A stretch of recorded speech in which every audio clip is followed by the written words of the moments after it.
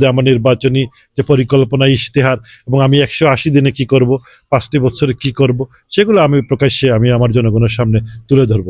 গোলাপগঞ্জে সাবেক প্রধানমন্ত্রী বেগম খালেদা জিয়ার মাগফেরাত কামনায় দোয়া মাহফিল অনুষ্ঠিত হয়েছে। শনিবার রাতে লক্ষণাবন্দ ইউনিয়নের একটি কমিউনিটি সেন্টারে লক্ষণাবন্দ ইউনিয়ন বিএনপি ও অঙ্গ সংগঠনের উদ্যোগে এ দোয়া মাহফিল অনুষ্ঠিত হয়। অনুষ্ঠান শেষে সিলেট ৬ আসনে ধানের শীষের মনোনীত প্রার্থী ফয়সল আহম্মদ চৌধুরী বেগম খালেদা জিয়ার রুহের মাগফেরাত কামনা করেন এবং গোলাপগঞ্জ বিয়ানীবাজার নিয়ে তার ভবিষ্যৎ পরিকল্পনার কথা তুলে ধরেন। আমাদের প্রাণপ্রিয় নেত্রী বেগম খালেদা জিয়া আপনারা জানেন কিছুদিন আগে ইন্তেকাল করেছেন। সেই প্রাণপ্রিয় নেত্রীর জন্য আমার লক্ষণাবন্দের বিএনপি যুবদল ছাত্রদল কর্তৃক আজকে এই যে দোয়া মাহফিলের আয়োজন করা হয়েছে, সেখানে আমি উপস্থিত হয়েছি এবং মহান আল্লাহ রব্বুল আলমীর দরবারে আমাদের নেত্রীর জন্য আমরা দোয়া করেছি।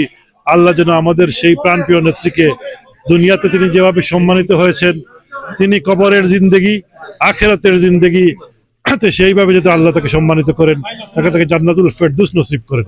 আমার তো গোলাপগঞ্জ বিয়ানীবাজারের ব্যাপারে বিশেষ করে আমাদের সমস্যাগুলো চিহ্নিত করা, কি কি সমস্যা আছে, সেখানে যোগাযোগ ব্যবস্থা, আমাদের গোলাপগঞ্জ বিয়ানীবাজারে আমাদের এই গ্যাস আছে, তেল আছে, কিন্তু আমাদের এখনো ঘরে ঘরে গ্যাস যায় নাই, কোনো এলাকায় এখনো বিদ্যুৎ যায় নাই। আমাদের এখানে পর্যটনের বিশাল সম্ভাবনা আছে, সেই সম্ভাবনাময় পর্যটন খাতকে এই আপনার আমি পর্যটন খাতকে উন্নত করা।